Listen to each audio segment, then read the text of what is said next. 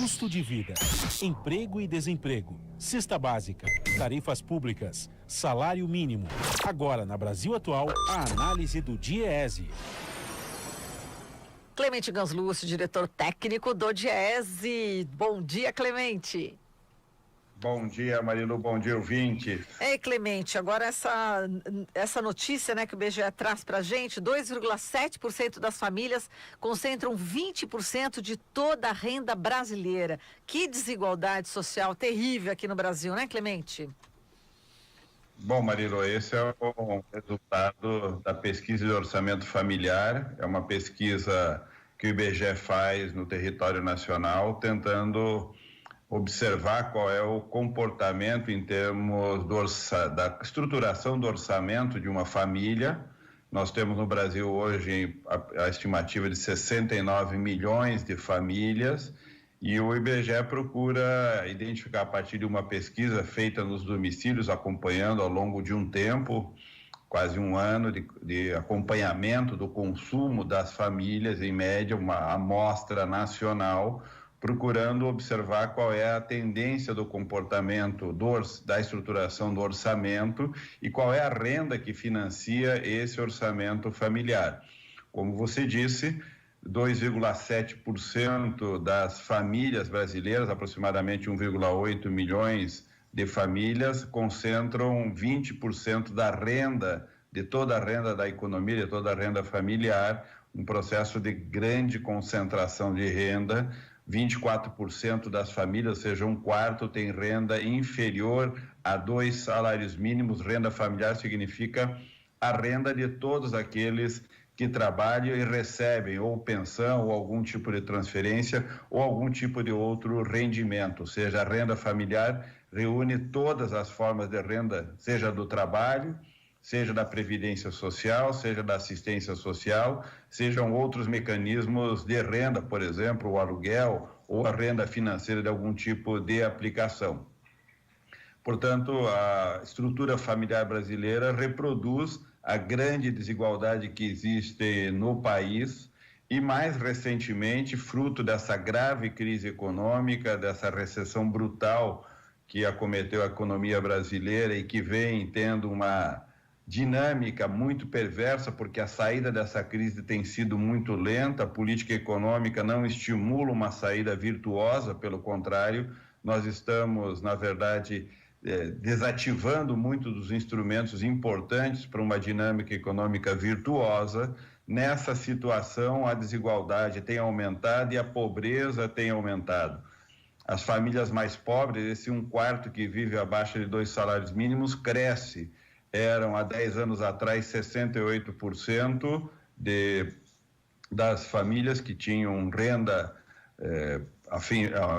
baixa, né, muito baixa, e agora esse percentual aumentou para 73%, ou seja, um aumento de 5 pontos percentuais entre as famílias mais pobres. São 16,4 milhões de famílias que vivem, portanto, com menos de 2 salários mínimos, e nessas famílias a renda do trabalho equivale a R$ 510, depois complementadas com a renda de transferências sociais e principalmente da Previdência Social. A Previdência Social e as transferências sociais têm um impacto muito importante para as famílias mais pobres, especialmente aquelas que vivem na região Nordeste, especialmente aqueles que vivem no meio rural, muitas vezes castigados por secas prolongadas, por sérias dificuldades para fazer a produção no campo, dificuldades de transporte, de crédito, ou seja, essas transferências são fundamentais para sustentar a renda dessas famílias.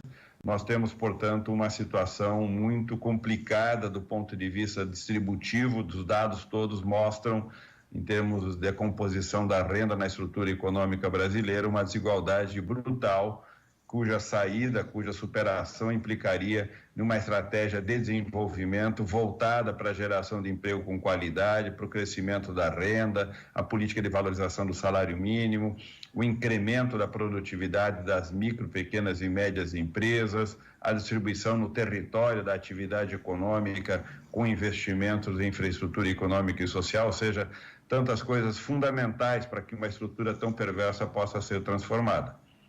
Exato. E, Clemente, a gente conversou agora há pouco com o Rony Barbosa, secretário de comunicação da CUT, né, sobre o 13º CONCUT, Congresso Nacional da CUT, falando das dificuldades, né, do meio sindical, né, inclusive de sobrevivência, diante aí de tantos ataques do governo Bolsonaro. E a participação das centrais sindicais, do sindicalismo, é muito importante neste momento que a gente está vivendo de desmonte total, não é isso, Clemente? Exato, Marilu. O papel dos sindicatos é um papel, de um lado, de atuar como um escudo protetor dos trabalhadores, proteger contra a retirada de direitos, contra o arroxo salarial, contra a perda do emprego, ou seja, tem um papel de proteção que muitas vezes, e no caso brasileiro, de forma insistente, o governo vem querendo quebrar, vem querendo enfraquecer essa capacidade de proteção dos sindicatos. O objetivo é reduzir os direitos, flexibilizar os direitos, aumentar as ocupações precárias. De outro lado, o papel do sindicato é também de tomar iniciativas no sentido propositivo, de atuar para promover, puxar, incentivar, orientar uma estratégia de desenvolvimento econômico, com geração de emprego, com crescimento dos salários, ou seja, participar na disputa na sociedade, no debate público sobre a perspectiva do desenvolvimento, a visão de como os trabalhadores enxergam que a economia brasileira deve se estruturar para promover o desenvolvimento, com geração de emprego, aumento dos salários, diminuição das desigualdades, ou seja, o papel do sindicato é defender o trabalhador no local de trabalho, nas condições de trabalho, nas condições salariais, mas é também de puxar o debate e atuar no sentido de promover na economia brasileira um desenvolvimento virtuoso voltado para o emprego e para o crescimento dos salários. O papel dos sindicatos nas economias envolvidas é fundamental. Países que têm baixa desigualdade, uma economia mais pujante, no geral, tem sindicatos fortes, atuantes e com muita representatividade. Tá certo, Clemente. Obrigada aqui pela sua participação. Até amanhã. Um abraço. Até amanhã. Falamos aqui com Clemente Ganslúcio, diretor técnico do Diese.